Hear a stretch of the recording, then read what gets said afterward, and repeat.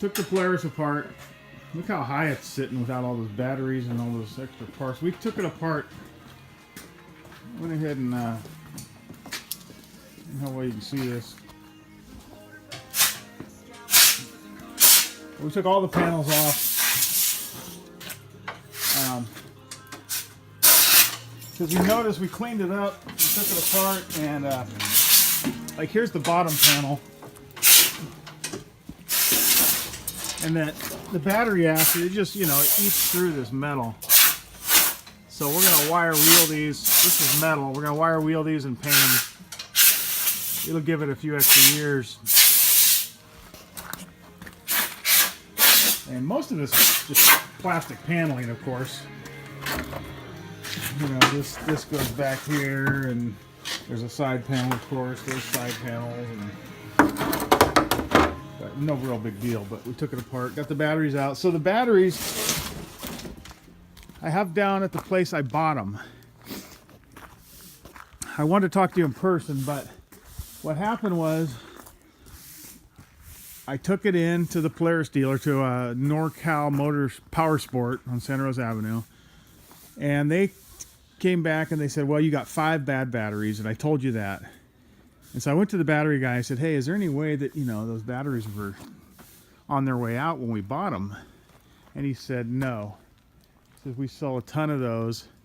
And they knew each other. They, you know, because they refer a lot of guys down to the battery place. It's called Battery Systems on Bluebell in Santa Rosa. And anyway, he said, if you get 2 batteries that go out at the same time, he goes, that's very rare that 2 would go out at the same time. He goes, to have 5 of them go out at the same time, he goes, it doesn't happen. It's astronomical. So, and he told me this reason why, which was too high tech for me to really understand without, you know, anyway. So he said, bring them in. He goes, they need to be equalized. And there's something they do to them.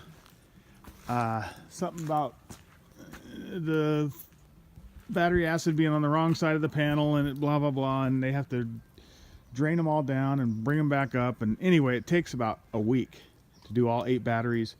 So he said, you know, there's no charge. So I said, great. I took them in. I told the guy at the Polaris dealer, I said, you know, he's saying these batteries aren't bad. He says they just need to be equalized.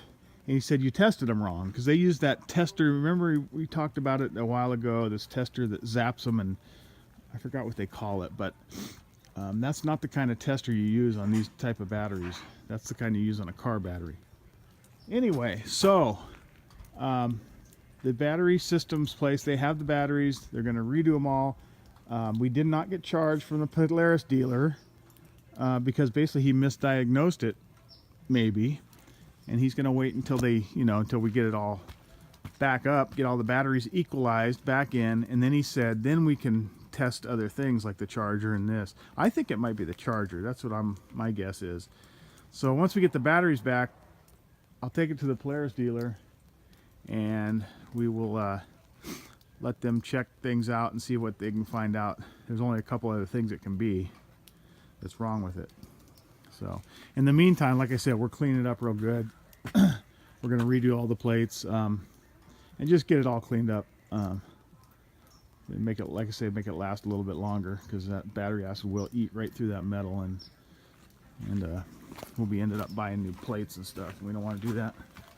So anyway, that's where we're at on the Polaris. We got till, you know, they probably be done at the end of the week, and then we'll get it back down to the dealer and let him start testing some other things.